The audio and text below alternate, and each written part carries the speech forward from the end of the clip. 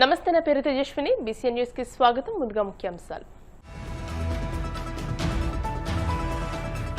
గత 5 ఏళ్ల వైసీపీ విధ్వంస పాలనకు ఇరిగేషన్ వ్యవస్థ గాడి తప్పిందన్న మంత్రి నిమ్మల 18,000 కోట్ల బిల్లుల బకాయిలను కూటమి ప్రభుత్వానికి వారసత్వంగా ఇచ్చారని ధ్వజం. మాజీ మంత్రి అంబటి రాంబాబు కుటుంబాన్ని పరామర్శించిన జగన్, రాష్ట్రంలో జంగిల్ రాజ్ నడుస్తోందని ప్రభుత్వంపై తీవ్ర ఆగ్రహం. వాడపల్లి వెంకన్నాలయంలో ప్రత్యేక పూజలు, మంగళ వాయిద్యాల నడుమ శ్రీ స్వామి అమ్మవార్లకు మేల్కొల్పు సేవ, ఐశ్వర్యలక్ష్మి హోమం. వేములవాడ మున్సిపాలిటీని బీజేపీ కైవసం చేసుకోవడం ఖాయం, కేంద్ర సహాయ మంత్రి బండి సంజయ్ ధీమా. వైసీపీ గత 5 ఏళ్ల విధ్వంస పాలనకు ఇరిగేషన్ వ్యవస్థ గాడి తప్పిందని మంత్రి నిమ్మల రామానాయుడు ధ్వజమెత్తారు. 18,000 కోట్ల రూపాయల బిల్లుల బకాయిలను కూటమి ప్రభుత్వానికి వారసత్వంగా ఇచ్చారని అన్నారు. కూటమి అధికారంలోకి వచ్చాక ఇరిగేషన్ శాఖను గాడిలో పెడుతూ పోలవరం, హంద్రనీవా, వెలిగొండ, గాలేరు, నగరి, పోలవరం ఎడమ ప్రధాన కాలువ, ఉత్తరాంధ్ర ప్రాజెక్టులపై ప్రత్యేక దృష్టి పెట్టామని చెప్పుకొచ్చారు. ఖరీఫ్ పంట ముగిసినా రాయలసీమలో సైతం రిజర్వాయర్లలో పుష్కలంగా నీరుందంటే చంద్రబాబు వాటర్ మేనేజ్మెంట్ వల్లే సాధ్యమైందని అన్నారు. నాడు రాయల కాలంలో రాయలసీమ చెరువులు నిండితే నేడు చంద్రబాబు పాలనలో రిజర్వాయర్లు, చెరువులు నిండుకుండలా ఉన్నాయని అన్నారు. 5 ఏళ్ల వైసీపీ విధ్వంస పాలనకు ఇరిగేషన్ వ్యవస్థ కూడా గాడి తప్పి 18,000 కోట్ల బిల్లుల బకాయిలు వారసత్వంగా ఈ ప్రభుత్వానికి ఇచ్చినటువంటి స్థితిలో మళ్ళీ ఇరిగేషన్ శాఖను గాడిలో పెడుతూ ఒక పక్కన పోలవరం, వెలిగొండ, హంద్రీనివా, గాలేరు నగరి, ఉత్తరాంధ్ర ప్రాధాన్యత ప్రాజెక్టులు, ఇట్లా రిజర్వాయర్లు సైతం. ఎందుకంటే ఈ రోజుకి ఒక ఖరీఫ్ పంట ముగిసినా కూడా ఈరోజు రాయలసీమ పోతే ఇప్పటికీ జలాశయాలు నీటితో కలకల్లాడుతూ అక్కడ ఉన్నటువంటి ప్రజలు చెప్తూ ఉన్నారు, ఎప్పుడో శ్రీకృష్ణ దేవరాయల కాలంలో మా యొక్క చెరువులన్నీ కూడా కలకల్లాడుతుండే, మళ్ళీ ఇప్పుడు చంద్రబాబు నాయుడు గారి హయాంలో మరి ఈవేళ మళ్ళీ కలకల్లాడుతూ ఉన్నాయి, ఈవేళ మా భూగర్భ జలాలు సైతం పెరిగినవి అని చెప్పి ఎంతో తృప్తిని మరి అక్కడ రాయలసీమ ప్రజలు కూడా మాట్లాడుతూ ఉన్నారని. అంటే ఈ రకంగా ఈ 18-20 నెలల చంద్రబాబు నాయుడు గారి కృషి ఫలిస్తుంది అనే దానికి ఇదొక ఉదాహరణ అనే విషయాన్ని కూడా సందర్భంగా తెలియజేసుకుంటూ, ఈ సందర్భంలో చంద్రబాబు నాయుడు గారి ఆలోచన ఒకటే, ఒక సంవత్సరం వర్షాలు బాగా పడి ఇంకొక సంవత్సరం 2 సంవత్సరాలు వర్షాలు సరిగ్గా లేకపోయినా కూడా కరువు అనేది ఈ రాష్ట్రంలో కనపడకుండా ఉండాలి అని అంటే ఈ ప్రాజెక్టులు, రిజర్వాయరు, కెనాల్స్ వీటి ద్వారా మాత్రమే కాకుండా ఈ భూమిని కూడా ఒక జలాశయంగా మార్చుకుని, ఒక రిజర్వాయర్గా మార్చుకుని, భూగర్భ జలాలను పెంపొందించుకుని ఆ కరువు రహిత రాష్ట్రంగా మార్చాలి. అందులో భాగంగా చంద్రబాబు నాయుడు గారు ఏర్పాటు చేసినటువంటి సాగునీటి సంఘాలు కీలక పాత్ర పోషించాలి అనేటువంటి ఆలోచన. ఎందుకంటే ఆ రోజు కూడా సాగునీటి సంఘాలను ఏర్పాటు చేసినప్పుడు చంద్రబాబు నాయుడు గారు ఒకటే చెప్పారు, రైతులకు ఒక బాధ్యతాయుతమైనటువంటి పాలన అందించాలి, సాగునీటి రంగంలో రైతులకు ప్రాతినిధ్యం కల్పించాలి అనేటువంటి ఆలోచనతో ఆయన ఏర్పాటు చేసినటువంటి సంఘాలతో వాళ్ళ అధ్యక్షులతో రేపు రాష్ట్ర స్థాయి సమావేశం ఏర్పాటు ద్వారా భూగర్భ జలాలని ఏ రకంగా పెంపించుకోవాలి, ఆ యొక్క వాటర్ సెక్యూరిటీ, వాటర్ పాలసీ వీటన్నిటి మీద కూడా వాళ్ళకి ఒక నిర్దేశం చేసి ఆ యొక్క సాగునీటి సంఘాల అధ్యక్షుల యొక్క బాధ్యతలను వాళ్ళకి తెలియజెప్తూ రేపు రాబోయేటువంటి రోజుల్లో మీ నీటి సంఘ పరిధిలో, మీ డిస్ట్రిబ్యూటివ్ కమిటీ సంఘ పరిధిలో, మీ ప్రాజెక్ట్ కమిటీ సంఘ పరిధిలో మీ బాధ్యతలు ఏ రకంగా నిర్వర్తించాలి, ఏ రకంగా ఆ యొక్క సాగునీటి వనరులకు సంబంధించిన నీటిని ఏ రకంగా మనం కాపాడుకోవాలి, ఏ రకంగా భద్రతను ఇవ్వాలి, ఏ రకంగా భవిష్యత్తును అందజేయాలి అనేటువంటి విధంగా రేపు జరగబోయేటువంటి ఈ యొక్క సాగునీటి సంఘ అధ్యక్షుల సమావేశం జరగబోతుంది. దానికి రాష్ట్రం నలువైపుల నుంచి కూడా, అటు శ్రీకాకుళం నుంచి ఇటు చిత్తూరు వరకు అన్ని నియోజకవర్గాల నుంచి కూడా ప్రతి ఒక్క డబ్ల్యూఏ అధ్యక్షులు, వాటర్ డిస్ట్రిబ్యూటివ్ కమిటీ అధ్యక్షులు, ప్రాజెక్ట్ కమిటీ అధ్యక్షులు అందరూ కూడా ఈ కార్యక్రమంలో పాల్గొంటూ ఉన్నారు. ఈ కార్యక్రమం ద్వారా రేపు భవిష్యత్తులో ఏ రకంగా నీటి సంఘ అధ్యక్షులు బాధ్యతలు నిర్వర్తించాలి, ఏ రకంగా సాగునీటి వ్యవస్థతో పాటుగా, ప్రక్షాళనతో పాటుగా ఈ యొక్క నీటి వనరులు పెంపొందించడంలో వారి యొక్క పాత్ర ఏంటనేది రేపు చంద్రబాబు నాయుడు గారు కూడా ఒక దిశ నిర్దేశం చేయబోతున్నారని చెప్పి తెలియజేస్తారు. గుంటూరులో మాజీ మంత్రి అంబటి రాంబాబు కుటుంబాన్ని వైసీపీ అధినేత మాజీ ముఖ్యమంత్రి జగన్మోహన్ రెడ్డి పరామర్శించారు. ఈ సందర్భంగా ఆయన కూటమి ప్రభుత్వంపై తీవ్ర స్థాయిలో విరుచుకుపడ్డారు. రాష్ట్రంలో ప్రజాస్వామ్యం కూని అయిపోయిందని, జంగిల్ రాజ్ నడుస్తోందని తీవ్రంగా విమర్శించారు. దాడులు చేసిన వారిని వదిలేసి బాధితులపైనే కేసులు పెడుతున్నారని ఆగ్రహం వ్యక్తం చేశారు. గుడి నుండి వస్తున్న అంబటిపై టీడీపీ కార్యకర్తలు కర్రలు, రాడ్లతో దాడి చేశారని, పోలీసుల సమక్షంలోనే కార్లను పగలగొట్టారని ఆరోపించారు. బాధితుడైన అంబటిని అరెస్ట్ చేసి దాడి చేసిన వారిని స్టేషన్ బెయిల్ ఇవ్వడం దారుణమని అన్నారు. చేసిన తప్పులకు చంద్రబాబు, పవన్ కళ్యాణ్, నారా లోకేష్ లెక్కలు చెల్లించాల్సి ఉంటుందని హెచ్చరించారు. తిరుమల నెయ్యి వివాదంపై కూడా జగన్ స్పందించారు. నెయ్యిలో ఎలాంటి కల్తీ జరగలేదని ల్యాబ్ నివేదికలు స్పష్టం చేశాయని, కేవలం తిరుమల ప్రతిష్టను దెబ్బతీసేందుకే చంద్రబాబు కుట్రపూరితంగా తప్పుడు ప్రచారం చేస్తున్నారని ఆరోపించారు.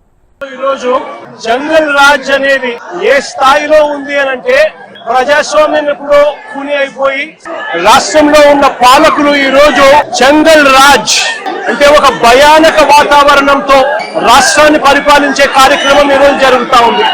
ఈ రోజు అంబటి రాంబాబు అన్న విషయంలో జరిగిన విషయమైతేనేమి, ఈ మధ్య కాలంలో జరిగిన జోగి రమేష్ ఇంటి మీద దాడి విషయం అయితేనేమి, విడుదల రజనీ అమ్మ మీద అటాక్ చేసిన విషయం అయితేనేమి, గోళ్ళ బ్రహ్మనాయుడు అన్న మీద అటాక్ చేసిన విషయం అయితేనేమి, అన్ని కూడా జరిగిన ఈ కొన్ని ఘటనలు మాత్రమే ఉటకరించినా కూడా జంగల్ రాజ్ అనేది ఏ స్థాయిలో ఉంది ఈ రాష్ట్రంలో అన్నది అర్థమయ్యే విషయాలు. అంబటి రాంబాబు అన్న చేసిన తప్పేమిటి అని అడుగుతా ఉన్నా, విడుదల రజనమ్మ చేసిన తప్పేమిటి అని అడుగుతా ఉన్నా, జోగి రమేష్ చేసిన తప్పేమిటి అని అడుగుతా ఉన్నా, కరుణాకర్ రెడ్డి తిరుపతి భూముల కరుణాకర్ రెడ్డి చేసిన తప్పేమిటి అని అడుగుతా ఉన్నా, కాకాని గోవర్ధన్ అన్న చేసిన తప్పేమిటి అని అడుగుతా ఉన్నా, గోళ్ళ బ్రహ్మనాయుడు అన్న చేసిన తప్పేమిటి అని అడుగుతా ఉన్నా. కేవలము చంద్రబాబు నాయుడు గారు అనే వ్యక్తి గత సంవత్సరంన్నర నుంచి కావాలని ఉద్దేశపూర్వకంగా అబద్ధాలతో కూడిన ప్రకటనలు చేస్తూ ప్రజలను మభ్యపెట్టే కార్యక్రమం చేశాడు. తిరుపతి నెయ్యిలో, పవిత్రమైన తిరుపతి నెయ్యిలో భక్తుల మనోభావాలను దెబ్బతీసే విధంగా కావాలని కుట్రపూరితంగా ఆ నెయ్యిలో జంతువుల కొవ్వు ఉందని, గొడ్డు మాంసం కొవ్వు ఉందని, పంది కొవ్వు ఉందని, చేప నూనె కలిసింది అని అంటూ రకరకాలుగా చంద్రబాబు నాయుడు గారు కొడుకు, ఇదే చంద్రబాబు నాయుడు గారి పార్టీలో తనతో పాటు కలిసి ఉన్న మరో పవన్ కళ్యాణ్ అనే మరో నాయకుడు ఉద్దేశపూర్వకంగా మన వెంకటేశ్వర స్వామి ప్రతిష్టను ఏమాత్రము కూడా కనీసము లేకుండా, దేవుడు అంటే భక్తి లేకుండా రాజకీయాల కోసం దేవుడిని ఉపయోగించడం మొదలుపెట్టారు. వీళ్ళు చేసిన ఆరోపణలు ఏదైతే ఉన్నాయో ఆ ఆరోపణలన్నీ కూడా అవాస్తవము అని ఏకంగా ఎన్డీడీబీ, ఎన్డీఆర్ఐ కేంద్రానికి సంబంధించిన ఈ ల్యాబులు వీళ్ళ హయాంలో ఈ నెయ్యిలో జంతువుల కొవ్వు గాని, గొడ్డు మాంసం కొవ్వులు గాని, పంది కొవ్వు గాని, చేప నూనె గాని, ఇటువంటివి ఇంకొకటి గాని ఇటువంటివి ఏవి లేవు అని చెప్పి నిర్ధారణ చేసి సర్టిఫికెట్లు ఇస్తే ఆ సర్టిఫికెట్లు సాక్షాత్తు సిబిఐ వాళ్ళ సిబిఐ ఛార్జ్ షీట్ లో ఈ ఎన్డీడీబీ సర్టిఫికెట్, ఎన్డీఆర్ఐ సర్టిఫికెట్ రెండు కూడా పెట్టి సిబిఐ ఛార్జ్ షీట్ కూడా క్లోజర్ ఇచ్చింది. తప్పు ఒకవేళ చేసుంటే ఆ సిబిఐ ఛార్జ్ షీట్ లో వైవి సుబ్బారెడ్డి గారి పేరు, కరుణాకర్ రెడ్డి గారి పేరు ఎందుకు చేర్చలేదు? ఒకవేళ తప్పు చేసినట్టు ఒక ఆధారాలుంటే, తప్పు నిజమే అయితే వీళ్ళని ఎందుకు అరెస్ట్ చేయలేదు? అంటే సిబిఐ క్లీన్ చిట్ ఇస్తా ఉంది, అబద్ధాలు చెబుతూ వక్రీకరిస్తూ అన్యాయాలు చేస్తా ఉన్న ఈ వ్యక్తి మీద ఇలాంటివే ఇంకా ఎన్నైనా చేస్తూ ఫ్లెక్సీలు పెడితే ఒప్పుకుంటారా అని అడుగుతా ఉన్నా. తిరుమల లడ్డూ కల్తీ వ్యవహారంపై జనసేన పార్టీ రాష్ట్ర కార్యదర్శి, లీగల్ సెల్ ఉమ్మడి నెల్లూరు జిల్లా ఉపాధ్యక్షుడు తీగల చంద్రశేఖరరావు, గూడూరు నియోజకవర్గ పీఓసీ కె మోహన్ మీడియా సమావేశంలో నిర్వహించారు. ఈ సందర్భంగా తీగల చంద్రశేఖరరావు మాట్లాడుతూ, శ్రీవారి లడ్డూ తయారీలో కల్తీ నెయ్యిపై క్లీన్ చిట్ వచ్చిందని వైసీపీ నాయకులు ప్రచారం చేయడం వాస్తవాలకు విరుద్ధమని అన్నారు. నెయ్యి కొనుగోలు టెండర్ల ప్రక్రియలో నిబంధనలు ఉల్లంఘించి మరికొందరికి లాభం చేకూర్చే విధంగా నిబంధనలు మార్చారని తెలియజేశారు. నెయ్యి కల్తీ జరగలేదని చెప్పడం వాస్తవం కాదని, సిట్ ఛార్జ్ షీట్ లో నెయ్యి కల్తీ జరిగిందని 36 మందిని నిందితులుగా చేశారని పేర్కొన్నారు. అలాగే కొంతమంది ఖాతాల్లోకి కోట్ల రూపాయల లావాదేవీలు జరిగినట్లు తెలియజేశారు.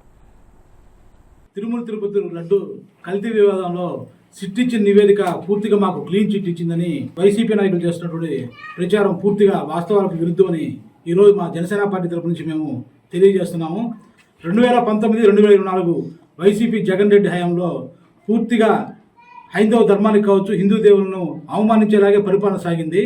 అందులో భాగంగానే గత ప్రభుత్వం వైసీపీ ప్రభుత్వం తిరుపతి లడ్డు వివాదంలో ఎన్డీడీబీ ఒక రిపోర్ట్ ఇచ్చింది. నేషనల్ డైరీ డెవలప్మెంట్ బోర్డు ఏమిచ్చిందంటే పూర్తిగా కొవ్వు పదార్థాలతో నెయ్యి తయారైందని ఒక రిపోర్ట్ ఇస్తే దాన్ని ఆసరాగా తీసుకొని దాన్ని బేస్ చేసుకొని పవన్ కళ్యాణ్ గారు కావచ్చు, చంద్రబాబు కావచ్చు చాలా విషయాలు మాట్లాడారు ఆ రోజు.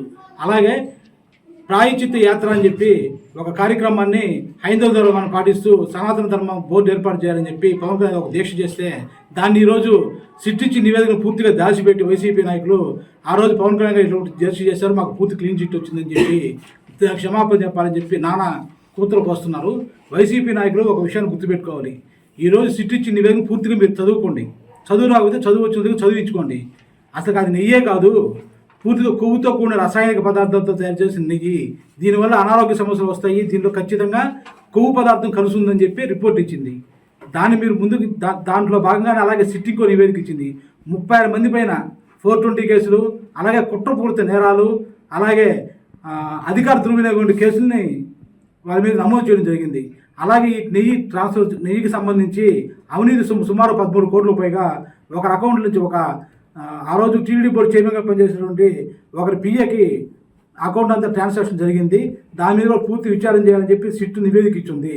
ఇవన్నీ ఎక్కడైతే బయటపడతాయని తెలిసే ఈరోజు వైసీపీ జగన్మోహన్ రెడ్డి తన పెంపుడు ఇంకా చెప్పకూడదు మాటలు వాడకూడదు, రోజా కావచ్చు, అమ్మటి రాంబాబు కావచ్చు, ఇంకొక నాని కావచ్చు, ఇటువంటి వాళ్ళందరినీ జనాల మీదకి వదిలిపెట్టి ఈ సిడ్నీ వేదికను పూర్తిగా తప్పుదావ పట్టించేందుకు అడ్డమైన కారు కూతురు కూసి, అలాగే సీఎం చంద్రబాబు నాయుడు మీద కావచ్చు, ప్రభుత్వ పెద్దల మీద కావచ్చు లేనిపోని బూతులు ప్రయోగిస్తూ కులఘర్షణకు రెచ్చగొట్టే విధంగా ప్లాన్ చేయడం జరుగుతుంది. ఇది ఈరోజు స్టార్ట్ అయ్యేది కాదు. అతనికి జగన్మోహన్ రెడ్డి వాళ్ళ కుటుంబ చరిత్ర చూసుకుంటేనే కుల గొడవలు అలాగే మత కలవలు రావడం వాళ్ళకి ఫస్ట్ నుంచి అలవాటాను. అందులో భాగంగానే ఈరోజు జగన్మోహన్ రెడ్డి కేంద్రంగా ఖచ్చితంగా హైందవ ధర్మం మీద, హిందూ దేవుల మీద, హిందూ దేవాలయం మీద ఖచ్చితంగా అరాచకాలు అనేది జరిగాయి. తిరుపతి దేవస్థానాన్ని అపహాస్యం చేసేందుకు, అలాగే దేవుడి మీద గౌరవం లేకుండా, మర్యాద అనేది లేకుండా ఈరోజు ఇటువంటి వ్యాఖ్యలు చేస్తున్నారు. గతంలో టీడీడీ బోర్డు చైర్మన్గా పనిచేస్తున్న భూమన కరుణాకర్ రెడ్డి కావచ్చు, సుబ్బారెడ్డి కావచ్చు, అలాగే ఈవో ధర్మారెడ్డికి అందరికీ తెలిసే ఈ కల్తీ అనేది జరిగింది. దీంట్లో భాగంగా ఎవరెవరికైతే ట్రాన్స్ఫర్స్ జరిగాయో అది పూర్తిగా తాడేపల్లి ప్యాలెస్కి చేరినట్టే మాకు పూర్తి అనుమానాలు ఉన్నాయి. మాజీ సీఎం ఖచ్చితంగా అతను హిందూ ద్వేషి అని అతను చేసే ప్రతి చర్యలో తెలుస్తుంది. గుడికి వచ్చేవాడు కాదు, తీర్థం తీసుకుంటే పక్కన పారపోసేవాడు, లడ్డిస్తే తిన్నట్టు యాక్షన్ చేసినవాడు. అటువంటి హయాంలో ఖచ్చితంగా అవినీతి జరిగిందని ఈరోజు సిట్ నివేదిక ఇచ్చినప్పటికీ దాన్ని కప్పిపుచ్చుకునే దొంగ నాటకాలు ఆడుతున్నారు. ఖచ్చితంగా మా ఎన్డీఏ కూటమి ప్రభుత్వం ప్రతి ఒక్కరిని తప్పులో బాగున్న ప్రతి ఒక్కరికి శిక్ష విధించేలాగా చర్యలు తీసుకుని తెలియజేసుకుంటూ అందరికీ జై జనసేన. ఇప్పుడు కాసేపు ప్రకటనలు.